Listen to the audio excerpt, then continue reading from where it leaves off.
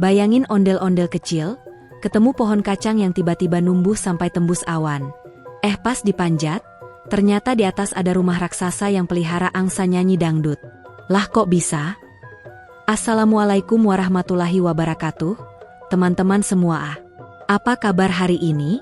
Semoga selalu sehat dan penuh keberkahan ya. Sebelum kita mulai kisah gokilnya, jangan lupa klik like, tulis komen, dan pencet subscribe biar kamu gak ketinggalan cerita-cerita seru dan unik dari ondel-ondel lainnya. Ya, bismillahirrahmanirrahim. Yuk kita mulai kisah hari ini dengan penuh semangat dan kebaikan. Segala puji bagi Allah yang telah memberikan kita akal, imajinasi, dan rezeki yang tiada henti. Alhamdulillah, kita masih bisa ketawa dan belajar bareng dari kisah-kisah unik. Jangan lupa, tuliskan sholawat kepada Nabi Muhammad SAW dan keluarganya di kolom komentar. Karena sholawat itu membawa keberkahan dalam hidup kita. Tetap bertakwa ya teman-teman, karena dengan takwa, kita bisa melihat dunia ini dengan hati yang lapang, bahkan dari kisah ondel-ondel pun kita bisa ambil pelajaran. Seperti firman Allah dalam Quran Surat Al-Baqarah ayat 2. Kitab, Al-Quran, ini tidak ada keraguan padanya, petunjuk bagi mereka yang bertakwa. Nah, bahkan dari kisah lucu sekalipun, kita bisa temukan petunjuk, asal kita mau merenungi. Yuk, tuliskan juga asal daerah kalian di kolom komentar, biar kita tahu ondel-ondel punya teman dari mana aja nih di seluruh Indonesia. Tonton video ini sampai akhir ya, karena di deskripsi ada satu pertanyaan kuis yang jawabannya ada di tengah cerita. Yang jawabannya benar, ada hadiah doa spesial di bagian penutup. Jadi, stay tune terus. Di sebuah kampung yang tidak terlalu besar tapi juga tidak terlalu kecil. Pokoknya pas banget buat jalan-jalan sore sambil beli gorengan tahu isi 2000 dapat 3, tinggal seorang ondel-ondel kecil bernama Ucup. Ucup ini bukan ondel-ondel biasa. Badannya boleh dari bambu, mukanya boleh merah merona kayak abis disolek sama emak-emak jago dandan, tapi semangatnya? Wah, semangat anak Betawi asli yang gak bisa diam kalau ada hal-hal aneh dan seru. Ucup tinggal bersama ibunya yang juga ondel-ondel, namanya Mak Juminten. Mereka hidup sederhana di rumah kayu beratap seng, di mana tiap pagi suara ayam berkokok berebutan sama suara panci ditutup Mak Juminten yang lagi ngukus singkong. Mereka nggak kaya, tapi juga nggak kekurangan, walaupun sering harus ngirit. Kadang lauknya tempe goreng setipis kartu ATM, tapi tetap dimakan bareng nasi hangat dan sambal garam buatan Mak yang legendaris sekampung. Nah, ceritanya dimulai pada suatu pagi yang mendung. Awan-awan gelap menggantung di langit, angin semilir lewat di sela-sela celah dinding rumah yang udah bolong kena rayap, dan Ucup lagi cemberut duduk di depan rumah sambil megang karung kecil berisi kacang tua. Mak Juminten, sambil ngelipet kain batik dan nyapu halaman, bilang dengan tegas tapi penuh harapan, "Kap, itu kacang kita yang terakhir. Tolong tukerin di pasar, ya. Cari yang bisa buat makan 2 hari. Bisa beras, bisa telur. Tapi ingat, jangan ketipu sama yang aneh-aneh." Ucup ngangguk sambil masang muka sok serius kayak ondel-ondel detektif. Dia bawa karung kecilnya dan mulai jalan ke pasar dengan langkah pelan. Tapi ya namanya juga Ucup. Sepanjang jalan bukannya fokus, malah mainin bambu yang patah jadi kayak tongkat sihir. Dia ngelamun, pura-pura jadi penyihir kampung, terus tiba-tiba dia lompat ke tengah jalan. Simsalabim, muncullah sepiring nasi uduk pakai telur dadar. Tapi ya, yang muncul malah semut lewat berbaris. Belum sampai pasar, di tengah jalan dia ketemu seorang kakek misterius yang duduk di bawah pohon jambu. Kakek itu berjanggut panjang, pakai baju lusuh, tapi matanya nyala-nyala kayak tahu rahasia dunia. "Heh, nak ondel-ondel. Sini, sini. Kamu bawa apa tuh?" tanya si kakek sambil menunjuk karung Ucup. Ucup yang gampang penasaran langsung nyamperin. "Ini, kek, kacang tua. Mau ditukar beras, buat makan 2 hari. Kakek itu senyum-senyum sambil nyodorin 5 butir kacang kecil yang warnanya ungu kehijauan dan agak mengilap. "Tukar sama ini aja. Ini bukan sembarang kacang, ini kacang ajaib. Tanam malam ini, besok pagi bisa panen langit," katanya sambil cekikikan kayak penjual LPG yang habis jualan. Ucup yang setengah percaya setengah lapar, akhirnya nurut juga. Dia tukar karung kacang tua dengan 5 butir kacang ajaib. "Tapi beneran ya, kek? Ini kacang bisa jadi duit?" tanya Ucup. Si kakek cuma senyum sambil ngeloyor pergi begitu saja. hilang di balik asap sate kambing. Pulang ke rumah, Mak Juminten langsung ngamuk begitu lihat Ucup bawa tangan kosong. Ya Allah Ucup, itu kacang kita Aa? Teriak Mak sambil hampir ngelempar sendok sayur.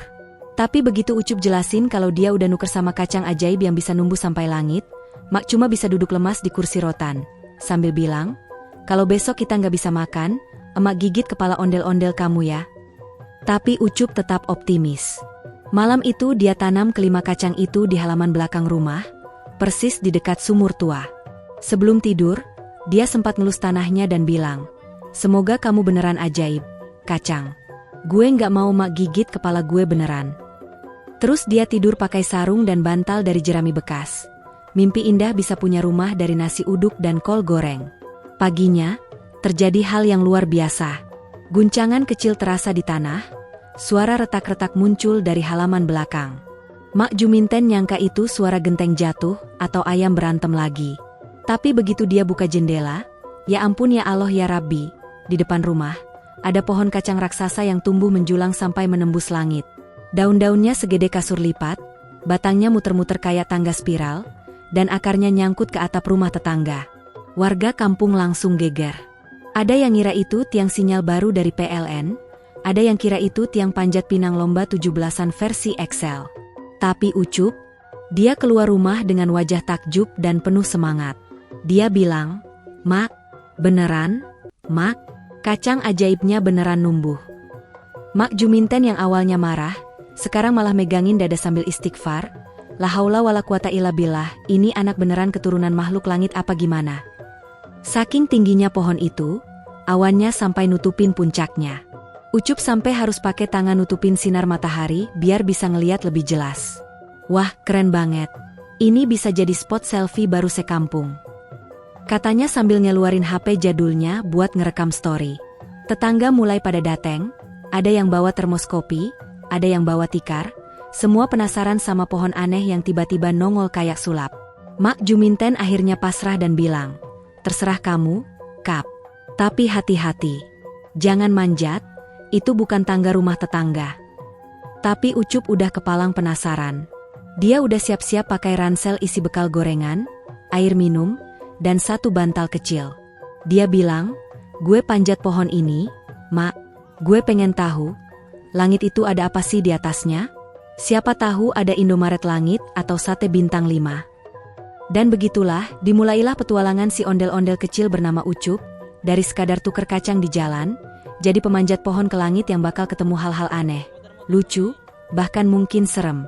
Tapi satu hal yang pasti, semuanya bermula dari satu keputusan gokil. Nukar karung kacang tua dengan 5 butir kacang ajaib dari kakek misterius di bawah pohon jambu. Setelah semalaman Ucup tidur dengan mimpi manis rumah dari nasi uduk dan kol goreng. Pagi itu langit masih agak mendung, tapi suasana rumahnya mendadak riuh. Bukan karena ayam tetangga kawin silang sama bebek, tapi karena satu pohon raksasa tumbuh tinggi dari belakang rumahnya dan tembus awan. Pohon itu melingkar kayak tali tambang panjat pinang. Tapi ini levelnya bukan kampung lagi, ini skala dunia, kayak tiang bendera raksasa yang bisa kelihatan dari bulan. Warga satu RT berdatangan. Ada yang bawa kursi plastik, ada yang sudah siap jualan cilok. Bahkan Pak RW sempat nyangka itu proyek BTS 6G rahasia dari pemerintah. Tapi begitu tahu itu tumbuh dari tanah Ucup, semua melongo. Sementara Mak Juminten masih berzikir dengan kipas angin manual di tangan, Ucup malah sibuk ngelus-lus batang pohon itu sambil ngomong sendiri. Pohon, kamu beneran luar biasa. Lu bukan pohon sembarangan. Lu adalah pohon jalan tol ke langit. Saking tingginya pohon itu, sampai gak kelihatan ujungnya. Awan-awan tipis tampak bergulung menyelimuti bagian atas. Seperti pohon itu nyantol di langit atau mungkin nancep ke dunia lain. Ucup berdiri di bawahnya, kepalanya mendongak kayak anak SD lihat balon gas yang terbang lepas. Tangannya meraba-raba batang kacang yang sebesar tiang listrik jumbo, lalu dia peluk sedikit. Sambil nyium baunya, aroma kacang rebus, dikit aroma langit. Mantap. Setelah ngambil keputusan bulat kayak bakso, Ucup langsung siap-siap manjat.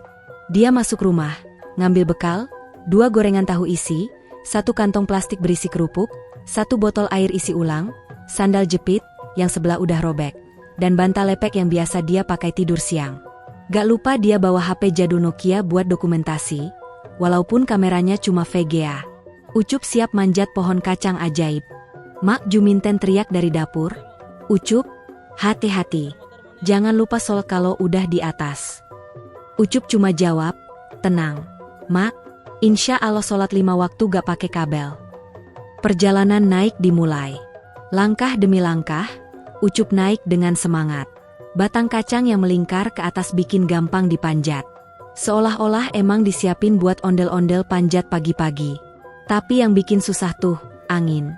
Di ketinggian segitu, angin berhembus kayak AC rusak yang suka nyemprot dingin-dingin terus ngambek. Beberapa kali Ucup hampir kepleset karena licin, tapi untung tubuhnya yang besar bikin dia lebih stabil. Enaknya jadi ondel-ondel, angin segede apa juga nggak gampang tumbang, katanya sambil ngetawain diri sendiri. Di tengah jalan, seekor burung elang lewat, tapi bukan elang biasa. Ini elang item, gede, matanya tajam, bawa ranting pohon dan sandal jepit. Iya, sandal jepit kanan punya Ucup yang tadi masih bagus. Burung itu ngira itu camilan mungkin. Ucup langsung panik. "Woi, itu sandal gua. Balikin woi," teriak Ucup sambil ngejar elang yang udah terbang melingkar di atasnya. Tapi ya namanya juga burung. Dia malah makin tinggi, malah sempat balik dan buang kotoran di batang kacang. Ucup cuma bisa istighfar. "Sabar Kap, ini ujian keikhlasan." Setelah beberapa jam manjat, Ucup mulai lelah. Dia duduk sebentar di tonjolan batang kacang yang cukup lebar buat duduk. Di situ dia buka bekal gorengannya. Sayangnya, satu tahu isi udah kempes kena tekanan udara, dan kerupuknya melempem. Tapi Ucup tetap makan dengan semangat. Sambil makan, dia ngeliat ke bawah. Astaga, rumahnya udah kelihatan kecil kayak korek api. Bahkan suara emak-emak rumpi di warung udah gak kedengeran. "Wah, beneran ini udah setengah jalan ke surga," gumamnya sambil ngunyah. Langit makin terang. Matahari udah tinggi, tapi karena dia udah masuk lapisan awan, suasananya jadi kayak kabut dingin. Dan tiba-tiba, ada cahaya terang di atas sana. Jangan-jangan ini portal ke dunia isekai, pikir Ucup yang terlalu sering nonton anime lewat TV tetangga. Tapi ternyata itu cahaya dari puncak pohon, yang akhirnya dia capai setelah berjam-jam mendaki sambil ngelawan angin dan godaan burung. Begitu dia sampai di atas, Ucup gak bisa ngomong apa-apa. Di balik awan tipis, muncullah dunia baru. Tanah lapang luas dengan rumput hijau setinggi pinggang, bunga-bunga warna-warni, dan sebuah rumah raksasa berdiri megah. Rumahnya gede banget. Atapnya nyampe langit, jendelanya segede lapangan voli, dan pintunya cukup buat truk kontainer lewat 3 sekaligus. "Ya ampun, ini apa ya? Istana kacang gigantik?"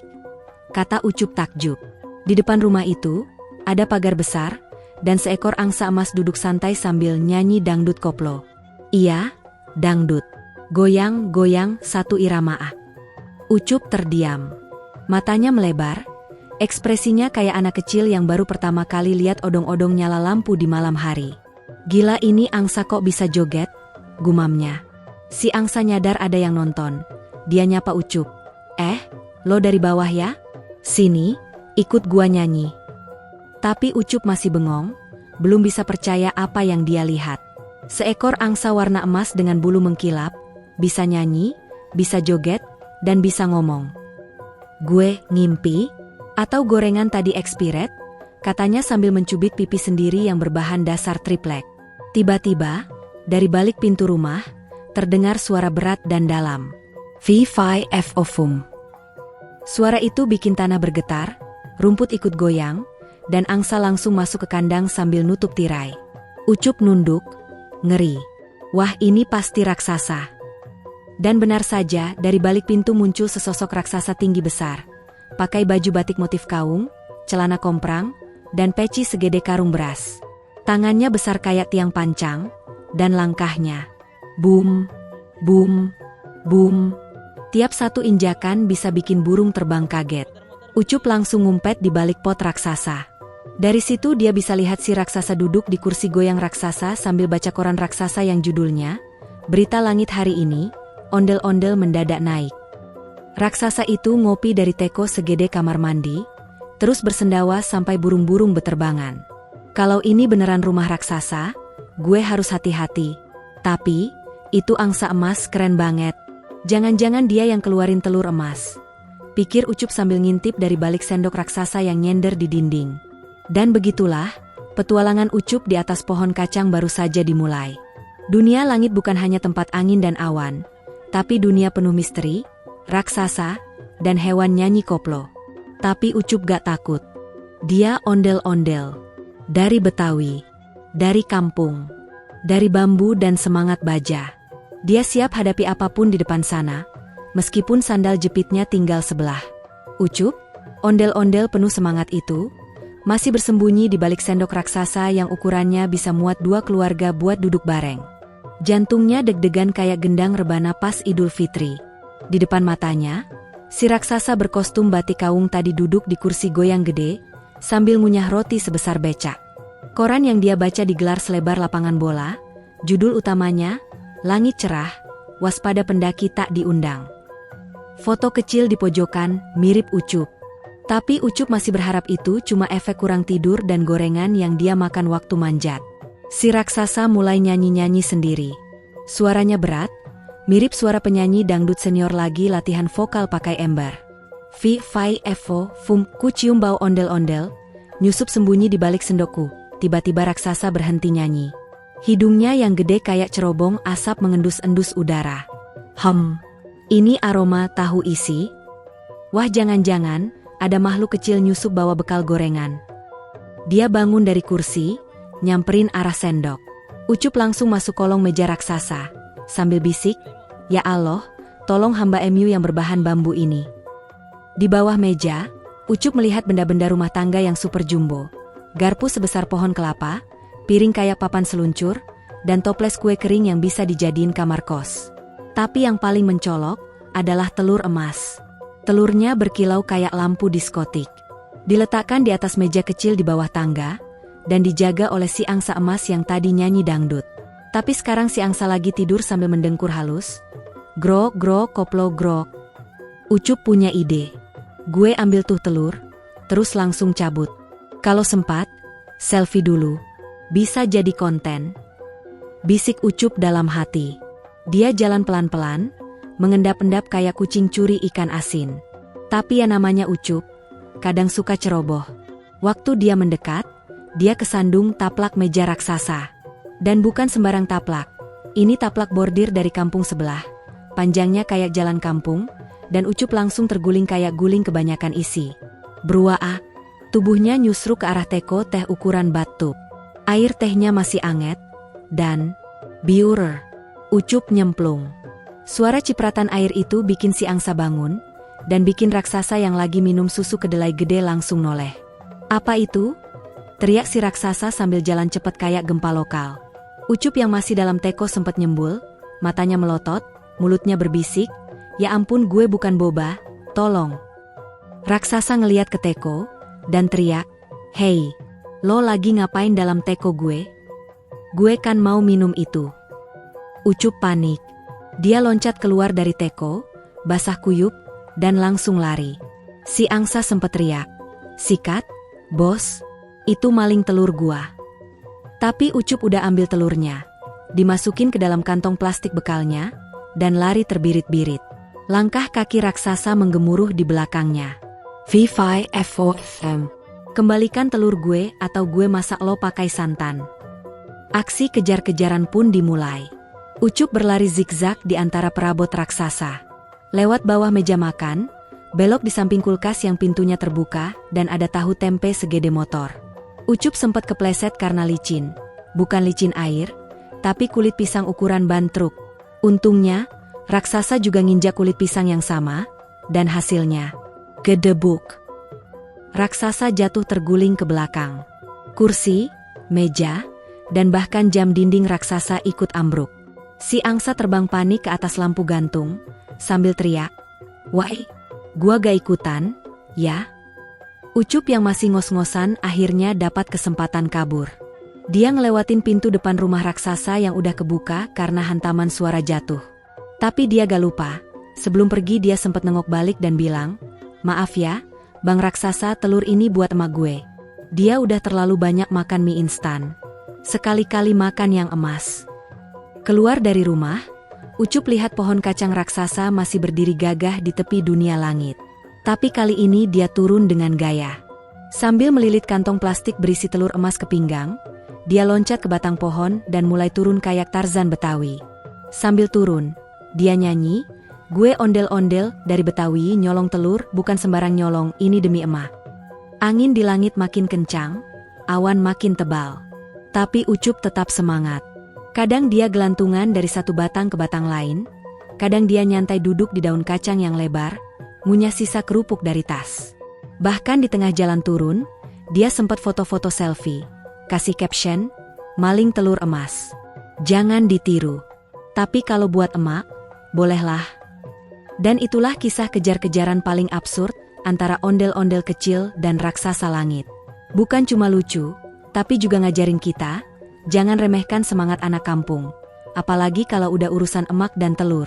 Setelah berhasil mengendap-endap masuk ke dalam rumah raksasa, ondel-ondel Cimug pun mulai berjalan pelan-pelan melewati dapur besar yang penuh dengan panci-panci raksasa, ember-ember penuh gandum, dan meja makan yang panjangnya bisa menampung satu RT.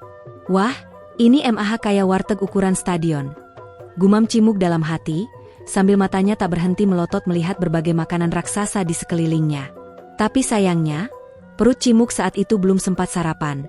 Jadi suara keroncongan dari perutnya bikin suasana mendadak hening. Kruk! Suara itu terdengar jelas dan memantul ke seluruh ruangan. Raksasa yang tadinya sedang tidur di sofa sebesar truk kontainer langsung membuka matanya pelan-pelan. "Kruk, siapa itu yang berani masuk rumahku?" Suara berat si raksasa menggema seperti suara toa masjid yang salah colok volume. Cimug langsung panik. Ia mencoba sembunyi di balik guci besar. Tapi sayangnya, bulu-bulu khas ondel-ondel di kepalanya mencuat dari balik guci. Raksasa itu langsung melangkah ke arah suara dengan langkah menggetarkan lantai, seperti gempa skala 6,5 SR. Cimug hanya bisa menahan napas sambil merapatkan mulutnya dengan dua tangan, berharap tidak ketahuan. Tapi ternyata, ketahuan juga. Raksasa itu langsung membungkuk, menatap tajam si Cimug dengan satu mata, karena yang satu lagi-lagi blekan, dan menggeram pelan, "Kamu siapa?" Dengan suara gemetar tapi tetap nekat, Cimug menjawab, Saya, penggemar berat Bapak Raksasa. Iya, saya datang ke sini buat minta tanda tangan." Raksasa terdiam. Mendadak suasana jadi aneh. Ternyata, si raksasa itu memang suka banget jadi seleb TikTok raksasa, dan punya akun bernama Giant Gede Banget. Mendengar dirinya disebut terkenal, si raksasa langsung tersenyum lebar. "Wah, kamu tahu aku," katanya. Cimug pun cepat-cepat mengangguk meski dalam hati deg-degan bukan main. Akhirnya raksasa malah menyambut Cimug dengan hangat. Ia mengajak Cimug keliling rumah sambil menunjukkan berbagai benda ajaib. Ada harpa emas yang bisa bermain sendiri, ayam raksasa yang bertelur emas, dan kantong uang yang tak pernah habis isinya. Cimug terkagum-kagum melihatnya. Tapi ia juga ingat tujuan awalnya datang ke atas pohon kacang raksasa ini, untuk menolong ibunya yang sedang sakit dan butuh biaya berobat. Maka dengan sangat sopan, Cimug berkata, "Bapak raksasa, bolehkah saya meminjam ayam bertelur emas satu saja, buat beli obat buat ibu saya?" Raksasa itu menatap dalam ke mata Cimug. Sempat diam sebentar, lalu akhirnya menjawab, "Kalau begitu, kamu harus menjawab satu teka-teki dariku. Kalau benar, ayam ini boleh kamu bawa." Tantangan pun dimulai. Raksasa mengeluarkan gulungan teka-teki dari kantong bajunya, yang ternyata sebesar tenda pramuka, dan membaca dengan suara dalam, "Apa yang setiap hari kita miliki, tapi kalau hilang, dunia jadi gelap." Cimug mengerutkan dahi. Ia berpikir keras. Ia teringat tentang ibunya yang selalu mengajarkan untuk bersyukur. Ia teringat tentang ayahnya yang pernah bilang bahwa hati yang baik akan selalu membawa cahaya. Maka dengan yakin, Cimug menjawab, "Iman." Raksasa pun terdiam. Lalu, tersenyum lebar, dan berkata, "Betul, kamu tidak hanya cerdas, tapi juga berhati mulia." Ayam bertelur emas pun diberikan kepada Cimug, lengkap dengan peluk erat dari si raksasa. Dengan bantuan si raksasa, Cimug pun turun kembali dari pohon kacang ajaib. Tapi ternyata, saat ia sampai di bawah, pohon itu perlahan-lahan lenyap seperti kabut pagi hari yang tertiup angin. Namun ayam bertelur emas masih dalam pelukannya. Ia langsung pulang ke rumah dan membeli obat untuk ibunya, membayar semua utang keluarganya, bahkan membantu tetangga-tetangganya yang sedang kesusahan. Semua orang jadi senang, dan nama ondel-ondel Cimug makin dikenal bukan hanya sebagai penari jalanan, tapi juga sang penyelamat desa. Dan yang paling aneh adalah, setiap malam, Cimug masih bisa mendengar suara raksasa itu bernyanyi dari atas langit. "Oh Cimug, temanku, jangan lupa login TikTokku." Tanpa pikir panjang, Cimug dan raksasa kecil itu pun saling menatap, bukan dengan ketakutan, tapi dengan rasa penasaran yang semakin menjadi-jadi. Raksasa kecil yang kini tidak lagi menyeramkan justru tertawa geli, memperkenalkan dirinya dengan suara besar tapi ramah. "Namaku Ubul. Aku bukan raksasa jahat, aku cuma jaga rumah ini karena takut ada pencuri." Mendengar itu, Cimug langsung ngakak terpingkal-pingkal. "Lah, terus kenapa kamu ngumpet di balik tirai dan nyanyi-nyanyi serem tadi?" Ubul jadi malu sendiri, garuk-garuk kepala sambil nyengir, "Ya biar kelihatan keren aja, kayak film horor." Dari situ, lahir pertemanan gokil antara ondel-ondel kecil Betawi dengan raksasa mini penjaga rumah awan. Mereka malah jadi partner yang kompak. Ubul mengenalkan seluruh isi rumah raksasa itu. Ada tangga yang bisa bicara, lemari baju yang suka pilih-pilih orang, dan panci sup yang kalau disentuh bisa nyanyi dangdut. Cimug sampai bengong dan ngakak terus, "Ini rumah atau taman hiburan sih?" Tapi ternyata, dari balik semua kelucuan itu, ada satu rahasia besar yang disimpan Ubul. Rumah ini dulunya tempat tinggal kakeknya, raksasa tua bijak bernama Kahi, yang mengajarkan Ubul untuk menjaga kebaikan dan kejujuran. Namun sayangnya, rumah raksasa itu mulai kehilangan kekuatannya karena semakin jarang anak-anak manusia yang percaya pada dongeng, legenda, dan keajaiban. "Kalau terlalu banyak anak yang sinis, rumah ini bisa runtuh," kata Ubul sambil duduk di pinggir ranjang awan. Cimug termenung. Ia teringat teman-temannya di kampung yang mulai cuek dengan budaya, bahkan sudah jarang ada yang tahu apa itu ondel-ondel. Disinilah Cimug merasa terpanggil. Ia tak cuma datang untuk ketemu raksasa dan panen emas kacang ajaib, tapi juga untuk membawa kembali keajaiban ke dunia nyata. Mereka pun menyusun rencana konyol tapi bermakna, membuat konten viral dari atas rumah raksasa yang melayang. Dengan sound khas ondel-ondel dipadu musik remix Ubul, ditambah dance gila-gilaan di lantai rumah yang bisa nyala-nyala, mereka live streaming ke seluruh dunia. Penonton heboh, komentar datang bertubi-tubi, bahkan trending. Tapi konten mereka bukan cuma joget-joget konyol, tapi juga penuh pesan. Jangan tinggalkan budaya, jangan hilangkan imajinasi, dan jangan berhenti percaya pada dongeng. Dunia terlalu gersang kalau semua harus serius dan logis. Ketika siaran selesai, kekuatan rumah raksasa justru kembali penuh.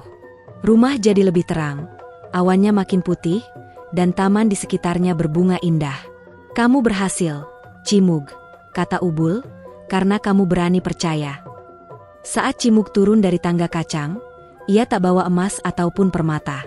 Tapi ia membawa semangat baru, harapan, dan satu pesan, keajaiban akan tetap hidup, selama masih ada yang tersenyum sambil mendongeng.